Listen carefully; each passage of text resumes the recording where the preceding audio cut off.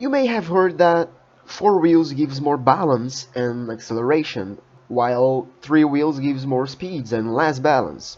But do you know why? Here, I'm going to do my best so you can understand this very detailed information, right? Let's go!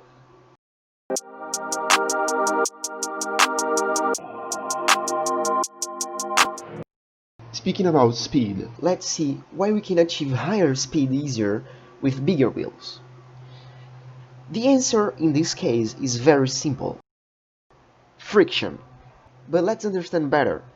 Imagine two people riding with their skates.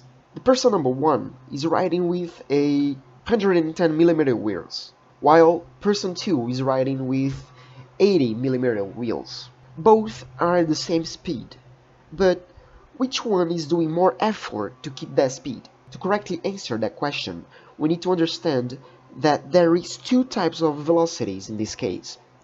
Linear velocity, which is the speed of the skaters, and angular velocity, that is how fast they will change its angle by rolling through the ground. This is usually called by RPM or RPS, rotation per minute or rotations per second. Since they are at the same speed, they will move the same distance d at the same time. But the smaller wheel would have a bigger variation on its angle to move the same distance d. That implies in a higher RPS on a smaller wheel. As higher the RPS, more friction there will be in the bearings. More friction means more resistance to the movement, therefore more effort to keep the speed with the smaller wheels.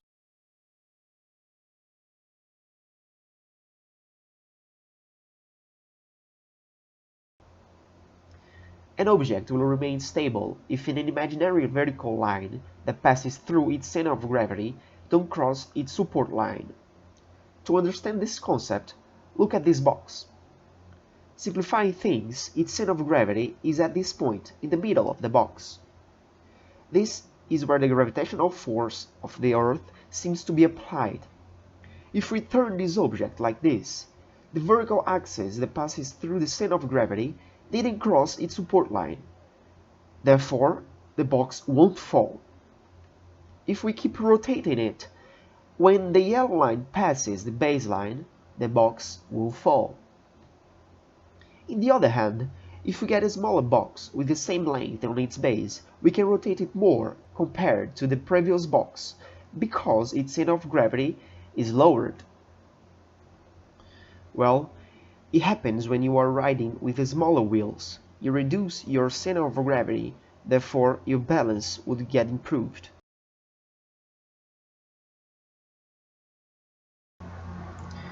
To understand why shorter wheels has a bigger acceleration, let's go to the board. Here we have 2 configurations. At first, a wheel with a radius r, a force F applied by the skater, and a mass m, also from the skater. In the second configuration, we have a wheel with a shorter radius r, the same force F applied by the skater, and the same mass m, also from the skater. The very first thing we need to understand is that every object that rotates has something called moment of inertia. In other words, you measure how difficult it is to rotate an object. In this case, it's defined by mr squared. We can already see that the moment of inertia depends on the radius of the wheel, but we are aiming to the acceleration, so keep following me. Here we also have this tangential force F, which creates a torque in this system, because it makes a wheel to rotate. But what is torque? Torque is a measure that can cause an object to rotate about an axis. Just as force is what causes an object to accelerate in linear kinematics, torque is what causes an object to acquire an angular acceleration. And it could be defined by Fr, where r is the perpendicular distance from the axis of rotation to the line of action of a force. In both cases, r is the radius of the wheel. Knowing the moment of inertia and the torque, we can discover its angular acceleration, because, as said before, torque acts like Newton's second law, F equals ma. But Newton's second law is for a linear acceleration. When treating about angular acceleration, we have torque equals momentum of inertia times angular acceleration. Doing the math, we achieve these results. And because r uppercase is higher than r lowercase, the acceleration in the shorter wheel should be greater. This means the smaller wheel should achieve a higher RPS faster. Consequently, it should also achieve its maximum speed faster, implying a higher acceleration. Thank you for watching, guys.